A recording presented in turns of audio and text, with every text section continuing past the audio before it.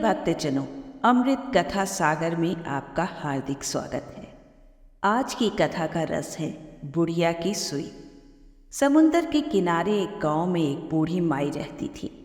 बूढ़ी माई श्री कृष्ण की मूर्ति के साथ अपनी झोपड़ी में रहती थी। श्री कृष्ण के सिवा इस संसार में उसका दूसरा कोई नहीं था। बूढ़ी माई गांव के जमींदारों के घर का काम काज करती, खाना पकाती और बाकी समय में अपने कृष्ण से बातें करती, उनकी सेवा करती। बूढ़ी माई का एक नियम था, वह प्रतिदिन गांव की सड़कों के किनारे लगे फूलों के पौधों से रंग बिरंगे फूल तोड़ कर लाती और उन फूलों को सुई में पिरोकर माला बनाती और अपने श्री कृष्ण को बड़े प्यार से पहनाती। घंटों तक श्री कृष्ण से ढेर सारी बातें करती। वह कहती, देख कृष्णा, आज मैं तेरे लिए पीले फूल लाई हूँ। पीले फूल तुम्हें बहुत पसंद है ना, इसीलिए तो इन पीले फूलों की माला पहनकर बड़ा खुश होता है। इस प्रकार वह कृष्ण से घंटों बातें करती रहती। कृष्ण भक्ति के कारण गांव वाले उसे कृष्णा बाई कहकर पुकारते। एक रात श्री कृष्ण ने अपनी भक्त कृष्णा बाई से कहा, माई, कल इस गांव में बहुत बड़ा भूचाल आने वाला है। तुम इस गांव को छोड़कर दूसरे गांव में चली जाओ। जैसे ही सुबह हुई, बूढ़ी कृष्णा बाई ने अपना सारा सामान इकट्ठा करना शुरू कर दिया और गांव वालों को भी अपने सपने की बात बताकर गांव छोड़ने की सलाह दी। लेकिन गांव वाले तो उसे पागल मानते थे। वे सब कहाँ कृष्णा बाई की बात मानने वाले थे। जो भी सुनता वही ठहाके लगाकर जोर जोर से हंसने लगता। किंतु बूढ़ी कृष्णा बाई अपने कृष्ण के आदेश का पालन करते हुए एक बैलगाड़ी मंगाई और अपने सामान की गठरी उस पर रखकर स्वयं भी कृष्ण की मूर्ति को साथ लेकर बैलगाड़ी पर बैठ गई। गांव के लोग उसकी मूर्खता पर हंस रहे थे, पर उसे किसी की परवाह न थी। वह कृष्ण की मूर्ति को अपने हृदय से लगाए हुए गांव से बाहर जाने लगी।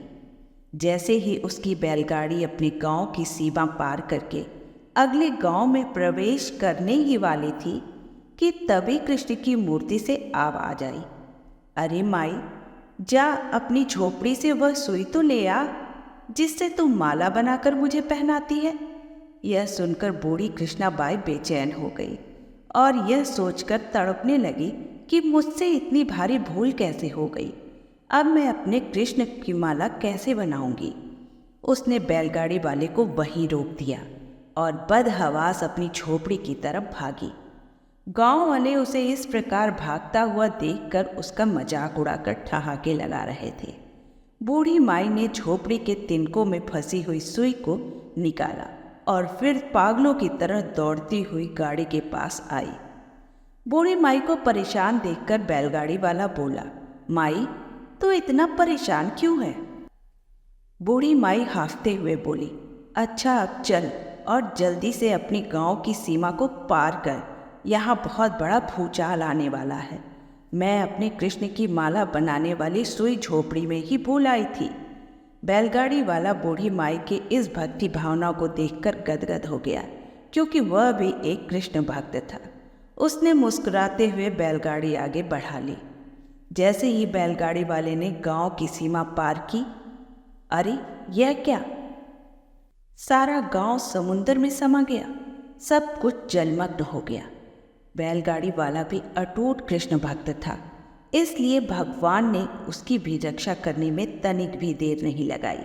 जरा सोचिए, प्रभु जब अपने भक्त की मात्र एक सुई तक की इतनी चिंता करते हैं तो वह अपने भक्तों की रक्षा के लिए कितना चिंतित होते होंगे। जब तक उस भक्त की सुई उस गांव में थी, पूरा गांव बचा हुआ था। इसीलिए कहते हैं कि भरी बदरिया पाप की, बरसन लगे अंगार। यदि संत न होते जगत में तो जल जाता संसार।